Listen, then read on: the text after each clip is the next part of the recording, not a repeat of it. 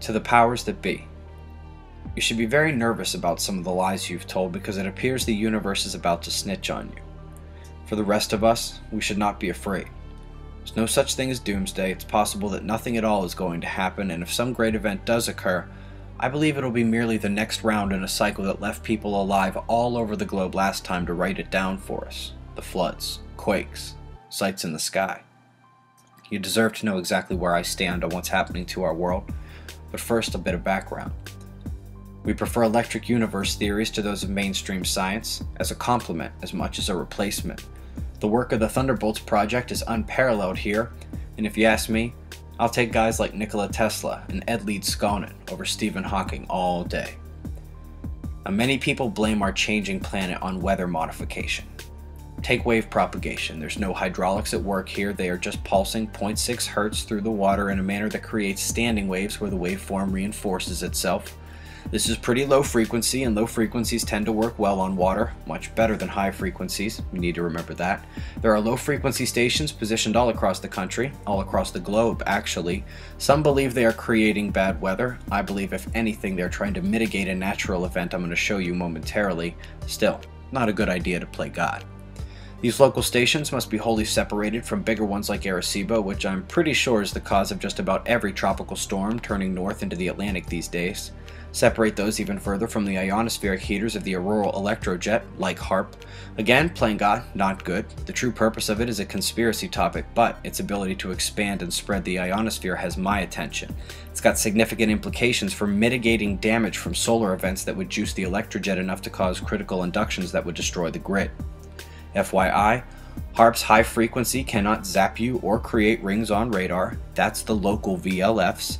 These are the ways it is able to heat the ionosphere, and it is modestly steerable in these fashions here. To save us both some time, I'll summarize my take on the macro causation of our changing world, as seen in the video Electromagnetic Event, Magnetic Pole Shift Could Be in Progress. This is on the solar system level, and when you see what's happening across our system, it's tough to think humans are responsible. The Sun's having an interesting cycle, but we will come back to that. Venus has showed signs of slow rotation and is brighter than any of us have ever seen it. There's evidence of recent significant seismic activity on both the Moon and Mars. Jupiter's red spot is dying as Red Junior takes form. It's bright as well, and hopefully you remember the flash. Saturn slows as well and has a new megastorm along with cloud anomalies on its moons. We noticed auroras on Uranus for the first time, and then there's the massive ENA ribbon, bombarding the system with strange particles and turning the solar wind back around into the inner system. It runs perfectly perpendicular to the galactic magnetic field. That's the right-hand rule of electromagnetism at work, and a revealing of its genesis and the possible cause of all this change. But you don't live on Saturn or Venus, and it's best to focus on what's happening here on Earth. Now, it was big news at the end of 2011 that thousands of weather records had fallen for heat, cold, tornadoes, flooding, drought. Then, in the month of March 2012, the United States broke 15,000 temperature records alone, a fitting end to the winter that wasn't in the West, and to the devastating winters in both Europe and India. More drought records in the US this year, flooding records across Southeast Asia and Indonesia, a frightening 4 super typhoons so far, record low Arctic ice, record high in the Antarctic. June marked the warmest 12 months on record, July followed as the warmest month on record, and those are all expected to fall again. Let's look at another aspect of the change. Our magnetosphere is weakening, and if that's news to you, you are way behind. Weakening to the point of developing breaches, large holes in our would-be shield. Our field is failing fast, and it's tough to say it's not connected to the polar shift that absolutely is occurring. NASA gave us this article in 2003 showing how our stationary North Pole began trekking north at rates appear to be doubling in distance over time, then doubling in distance over half the time, to the point where scientists the world over were forced to acknowledge a true polar wander. In 2011, we found out that 2010 measurements saw a non-static pole location, traversing 40 miles a year or about 575 feet a day, or at least it was in 2010. The officials have been nice enough to chart this here, along with the movement in the geomagnetic pole. Neither of those is the geographic pole, by the way. They've also been kind enough to do the same for the South Pole, coming up from under south of Australia there. Here they are together, so you can see them moving in generally the same direction. We can also see the strength of our shield plummeting over the last 400 years. The third and primary concern I have lies in our collapsing atmosphere. Yeah, I'm worried about a mega solar flare, but my concerns go both ways. We expect a collapse during solar minimum, but not this much. And I will take a hard line against this article favoring human CO2 emissions as the cause of collapse. I thought heat expanded things. Oh well. The real answer is that this was no ordinary solar minimum. It began normal enough, but 3 years in we began to see coronal hole anomalies with respect to longitude position. Remember this 2007 year of change. 2008 the sun slipped into a coma. It had become one of the lowest atmosphere collapsing minimums of our time. By April 2009, the deep low continued well beyond normal lengths to become the longest in 100 years. But April was not the end. August had a sunspot number of 0, and while late 2010 showed signs of life, it was already the longest minimum we can confirm since the Maunder minimum, and it was a bleak start until March 2011. Now we did break government forecasted high activity marks in November, but since then have been sporadic the last 12 months, with modest sunspot numbers here belying a complete lack of flares we need to expand our atmosphere.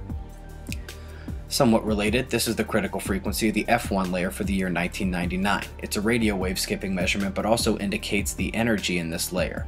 It goes up slightly as expected, last solar maximum, back down solar minimum, 2005, 2006, breaking quickly to all that remains of climate logic. You might remember this website was taken offline less than 24 hours after I showed the correlation between their water temperature anomaly deviating from normal cycles to the deviation via over-ionization witnessed in the F1 layer beginning in 2007. And as you can see, we are seriously out of control. Interesting to see what comes next. Below the F layer, the D layer is showing signs of change as well. Noctilucent clouds are a rare Arctic phenomenon, or at least they were. They already have no explanation for how the water gets multiples of heights in excess of cirrus clouds atop the ozone where water is not supposed to rise. But they have recently exploded across the globe, along with an admitted baffling of the experts on that one too. Even lower, a brand new type of cloud has been observed and characterized by its low, hanging, wavy underside. Probably been a minute since we saw two brand new types of clouds atop our heads. But what about below our feet? I could spend an hour on this, but we can focus on a few things, like methane releases, groundwater pollution, or any of the things found in the Louisiana sinkhole, which now spans 4 acres. Do you remember this rookie buoy? The buoys flanking the flashing one have shown seafloor anomalies over the last 3 years, and I'm guessing that's why the central one got the job this year. It started this May, and for months we saw nothing until sporadic plunges in depth. Since the water didn't get sucked down and stay there, this means the seafloor is rising. Happened again October 15th, bringing the total rise to near 450 meters or just short of 1,500 feet in the last 75 days. Tough to imagine that that is not related to this. That buoy sits on the doorstep of a region rocked by double 8-point quakes this April 11th. It is now confirmed that the fault lines were devastated, the crust has begun to break up, that can't be stopped and it will spread. As a preview of what may be to come, those quakes triggered seismic activity across the entire planet. In fact, all these quakes are now officially blamed on the Indonesian event. It's not hard to see how this could be worse next time. So will the poles flip? Will our shield collapse? Will our weather get weirder, the ground wobble, and our skies juice to the breaking point? This may all reverse and go back to normal tomorrow. You don't know. Welcome to the waiting game. You won't be waiting alone, but you will likely be waiting well beyond December 21st, so while we wait and watch for the solar kill shot, let's not forget what's quickly becoming recognized as possibly the greatest celestial sight of our lives to come. The comet you see approaching is deceptively far away here due to the angle, zooming out and tilting to look directly down from above the North Pole. It is out here near Jupiter right now. It is also on a substantially inclined ecliptic coming in from the north. If you have not guessed, this is Comet S1 Ison, predicted by some to be half as bright as the Sun in November of 2013. As we whip our diagram back around, I have no idea if it will be that big, but if it's anything of note, we will have a Sirius show 2 months earlier in September. If you tilt so Earth's orbit is flat, we see the position of the comet and Mars in relation to the Sun.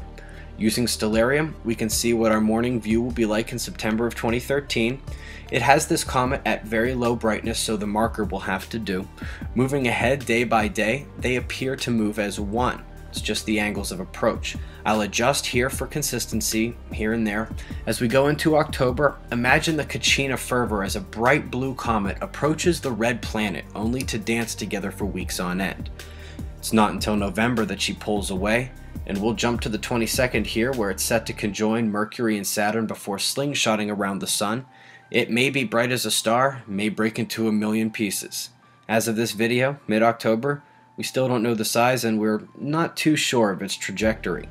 It is what it is. Now, if you have a brain and a pulse, you should recognize the connections here, and also that I've told you a lot of stuff without really giving you any clue of what's going to happen. It's because I don't know. I'm not special, not smarter than any of you, and I don't have any access to some secret answers. If anyone tells you different, they're lying. Your primary duty of discernment in hearing my opinions is to separate the facts from my opinions and then make your own. And if you haven't already done so, wake up.